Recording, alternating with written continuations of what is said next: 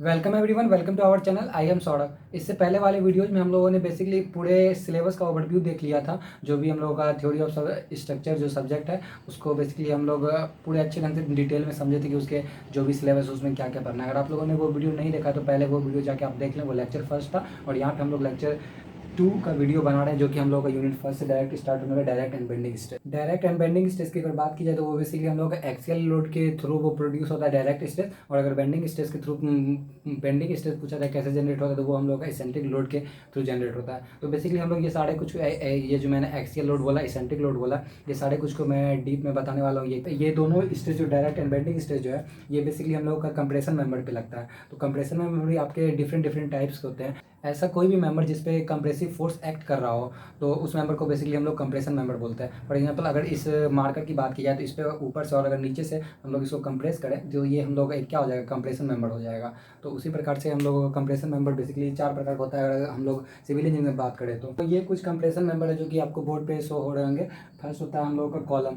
Column क्या होता है, जो हम लोग के बेसिकली घरों में कॉलम जो वर्टिकल मेंबर दिया जाता है जिसको कि बीम से कनेक्ट किया जाता है, और वही हम लोग का कॉलम होता है। और कॉलम को बेसिकली हम लोग लो टू मॉडरेट लोड के लिए हम लोग वहाँ पे प्रोवाइड करते हैं कॉलम को। और अगर पिलर की बात की जाए तो पिलर हम लोग का जनरली जितने भी हम लोग के टेंपल होते हैं वहाँ पे प्रोवाइड किया जाता है। ऐसा आप लोगों ने जैसा देखा होगा किसी किसी बहुत बड़े बड़े मंदिर में पाया दिया जाता है, जिसपे कि नॉर्मल उतना कोई लोड नहीं एक्ट करता है, बस उससे डेकोरेटिव पर्पज से दिया जाता है। बेसिकली पिलर को जो हम लोग एस्थेटिक पर्पज़ के लिए देते हैं।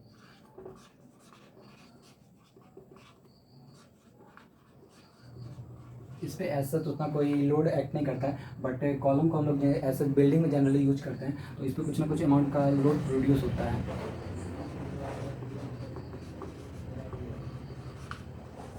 ये हो गया। और फिर अगर स्टड की बात की जाए तो स्टड हम लोग का जनरली हम लोग स्टील सेक्टर में देखते हैं, वो हम लोग का इंक्लाइंड मेंबर हो सकता है या फिर हॉरिजॉन्टल मेंबर हो सकता है। फॉर एग्जांपल ये कोई आप ट्रस देखे होंगे।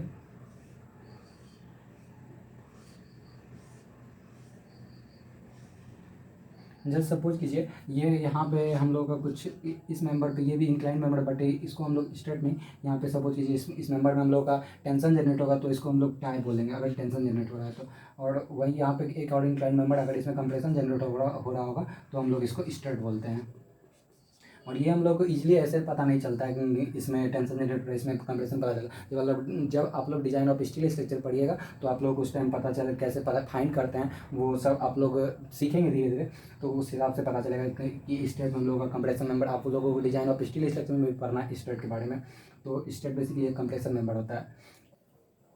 पियर की बात की जाए तो पियर को बेसिकली हम लोग डिजाइन करते हैं बहुत उस पर काफ़ी high moderate to high load उस पर प्रोड्यूस होता है। जितने भी हम लोग ब्रिज बनते हैं उसमें हम लोग बेसिकली पियर ही डालते हैं। आप लोग देखते होंगे ब्रिज के नीचे मोटा मोटा पूरा पाया दिया जाता है तो उसी को हम लोग बेसिकली पियर बोलते हैं। और वो भी क्या होता है, कंप्रेशन मेंबर हम लोग का होता है। तो ये आप समझिए कंप्रेशन मेंबर होता है। तो और कंप्रेशन मेंबर में बेसिकली हम लोग अगर उस पर एक्सियल लोड एक्ट करता है तो हम लोग डायरेक्ट स्ट्रेस प्रोड्यूस होता है। अगर उस पर इसेंट्रिक लोड एक्ट कर रहा होता है तो उस पर बेंडिंग स्ट्रेस हम लोग का डेवलप होता है। मैंने अभी जो 4 कंप्रेशन मेंबर बताए थे वो चारों को मैंने बेसिकली लैंग्वेज में लिख दिया, तो आप लोग अगर इसको नोट करना चाहते हो तो नोट कर लें।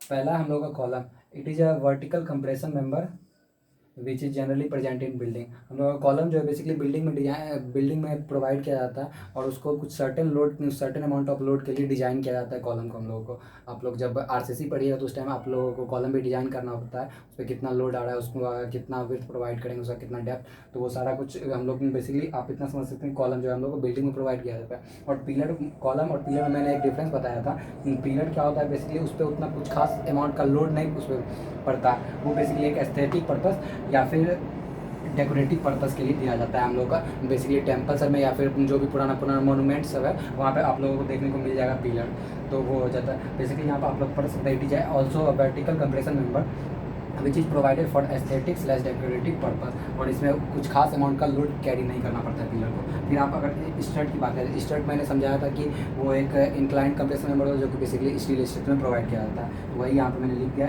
It is a compression member which is inclined और हॉरिजॉन्टल और it is provide in steel structure basically. और फिर पियर की बात की जाए तो मैंने बताया it is a vertical compression member which is present in a bridge, it carry very high intensity of load. जितने भी ब्रिज होते हैं उस पर आप लोग भी जानते हैं उस पर बहुत सारा अमाउंट का लोड कैरी होता है, वहीं पर हम लोग पियर का डिज़ाइन करते हैं, बहुत मोटे मोटे पाए वहाँ पे दिए जाते हैं ब्रिज के नीचे, आप लोगों ने देखा होगा। अब बेसिकली मैं इसको इरेज करके आप लोगों को बताने वाला हूँ कि एक्सियल लोड क्या होता है और इसेंट्रिक लोड क्या होता है और डायरेक्ट स्ट्रेस क्या होता है, बेसिकली वो हम लोग अभी समझने वाले हैं। किसी भी स्ट्रक्चर में उसके सेंट्रॉइड के एक्सिस पे अगर कोई लोड लगता है तो उसी को हम लोग बेसिकली एक्सियल लोड करते हैं। जैसा कि आप लोग यहाँ पे देख पा रहे हैं, ये कोई एक कॉलम है और यहाँ पे कोई इसका एक्सिस है, तो और इसका सेंट्रॉइड कहाँ पे, जब जहाँ पे दोनों एक्स एक्सिस और वाई वाई एक्सिस जहाँ पे कट करते थे यहाँ पे कोई एक इसका सेंट्रॉइड आ रहा है। जब यहाँ पे कोई एक अमाउंट का पी अमाउंट का अगर लोड जनरेट होता है, अगर लगाते हैं, तो हम लोग का इस कंप्रेशन मेंबर में कैसे हम लोग का स्ट्रेस जनरेट होगा, डायरेक्ट स्ट्रेस जनरेट होगा। नॉट इज इक्वल टू हो जाएगा हम लोगों का पी अपॉन एरिया, एरिया उसका क्रॉस सेक्शन एरिया, जो भी उसका क्रॉस सेक्शन एरिया होगा, P divided by B into D, ये हम लोगों का डायरेक्ट स्ट्रेस हो जाएगा।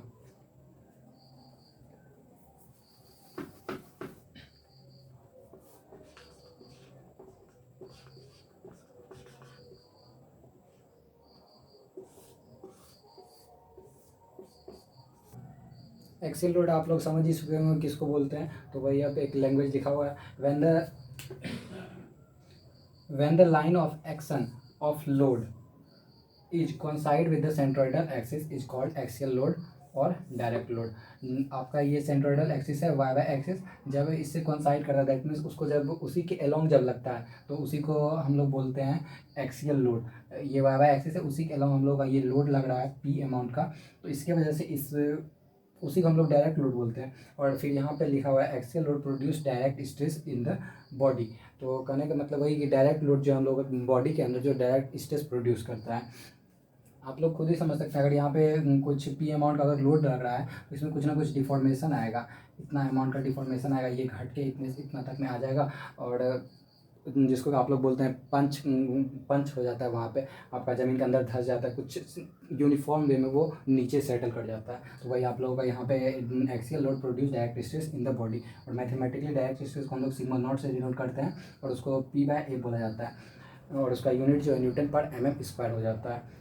तो यही हम लोगों का एक्सियल लोड और डायरेक्ट स्ट्रेस समझ गए। अब हम लोग समझ लेते हैं कि इसेंट्रिक लोड किसको बोलते हैं और बेंडिंग स्ट्रेस कैसे जनरेट होता है। आप लोगों ने फोर्थ से में बेंडिंग स्ट्रेस जो है पढ़ा होगा, वो बीम में हम लोग निकालते थे और उसके लिए एक इक्वेशन का यूज किया जाता था, जिस इक्वेशन जो कि था M/I is equal to sigma by Y is equal to E/R। कुछ इस इक्वेशन का यूज करके हम लोग उस बीम में कितना बेंडिंग स्ट्रेस प्रोड्यूस हो रहा है वो हम लोग निकालते थे। टॉप मोस्ट फाइबर पे कंप्रेशन मेंबर जनरेट होता था वो कितने अमाउंट का होता था उसको हम लोग निकालते थे, और बॉटम मोस्ट फाइबर पे जो टेंशन स्ट्रेस जनरेट होता था वो कितने अमाउंट का होता था उसको हम लोग फाइंड करते थे कुछ इस इक्वेशन के हेल्प से।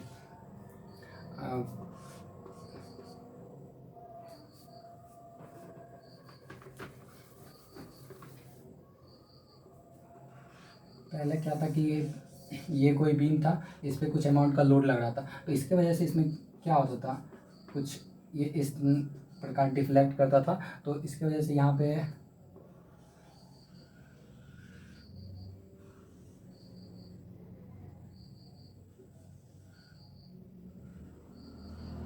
कहीं ना कहीं जो आप लोग यहाँ पे देख पा रहे हैं, यहाँ पे कंप्रेशन मेंबर, यहाँ पे कंप्रेशन जनरेट होता है और बॉटम पे हम लोगों का टेंशन जनरेट होता है। अगर आप लोग रबर का एग्जांपल, ये कोई रबर है, इसको अगर हम पुश कर रहे हैं तो यहाँ पे टॉप मोस्ट फाइबर पे इसका जो है कंप्रेशन जनरेट होता है, इसका बॉटम मोस्ट फाइबर पे टेंशन जनरेट, ये हम लोग बीम में इस प्रकार से पढ़ते थे।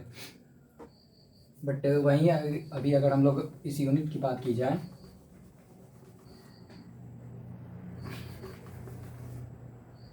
तो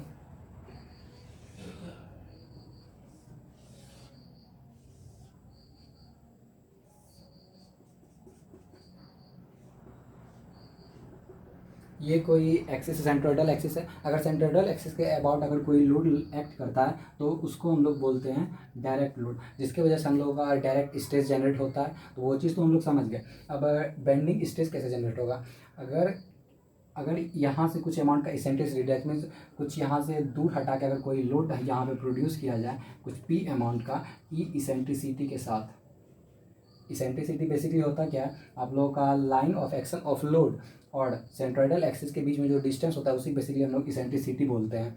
और इसेंट्रिक लोड क्या होता है, जो आपका ये कुछ इसेंट्रिसिटी के साथ आपका जो line of action of load लगता है उसी को बेसिकली हम लोग इसेंट्रिक लोड बोलते हैं। जो कुछ इसेंट्रिसिटी के साथ किसी मेंबर पे प्रोड्यूस हो रहा है तो उसी को बेसिकली हम लोग इसेंट्रिसिटी लोड बोलते हैं। Eccentric load is a load which line of action is not coincide with the centroidal axis, तो वही हम लोग को क्या हो जाता है, इसेंट्रिक लोड हो जाता है, जिसका लाइन ऑफ एक्शन, लोड का लाइन ऑफ एक्शन आप लोग देख पा रहे हैं यहाँ पे और सेंट्रोइडल एक्सिस यहाँ पे। इसके वजह से इसमें कुछ ना कुछ आप लोग जैसा कि जानते होंगे, हम लोग का यहाँ पे कुछ इसेंट्रिसिटी के साथ फोर्स डेवलप कर रहा है, इसमें कुछ ना कुछ अमाउंट का मोमेंट जनरेट होगा। ये पी है और कुछ डिस्टेंस है, तो मोमेंट इज इक्वल टू हम लोग को क्या होता है, P into E, that means force into perpendicular distance, और ये परपेंडिकुलर डिस्टेंस यही था हम लोग का इसेंट्रिसिटी। इस वजह से इसमें मोमेंट जनरेट होगा और वही मोमेंट की वजह से हम लोगों का जो यहाँ पे बेंडिंग स्ट्रेस कुछ ना कुछ अमाउंट का जनरेट होता है। जैसे सपोज कीजिए कि ये कोई एक कॉलम है जिसपे कि यहाँ पे कुछ पी अमाउंट का लोड लग रहा है जो कि कुछ इसके साथ ई इसेंट्रिसिटी का है, तो ये हम लोग का लोड कैसा हो गया, इसेंट्रिक लोड हो गया। तो ये हम लोग का फ्रंट व्यू समझ गया। अगर सपोज कीजिए ये हम लोग का इसका टॉप व्यू है, कुछ यहाँ पे लोड हम लोगों का पी अमाउंट का लग रहा है यहाँ से कुछ ई इसेंट्रिसिटी के साथ।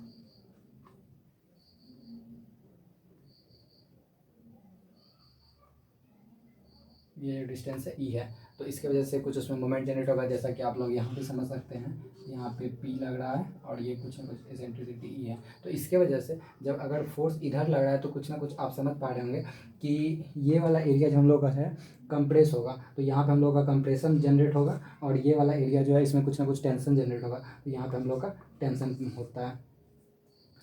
तो यही आप देख रहे हैं कि ये जो है हम लोग का पूरा कॉलम जो है बेंड कर रहा है, तो इसी वजह से हम लोग का यहाँ पे कुछ ना कुछ अमाउंट का जो कि क्या हो जाएगा, जो इक्वेशन हम लोगों ने पढ़ा था M/I is equal to sigma by Y.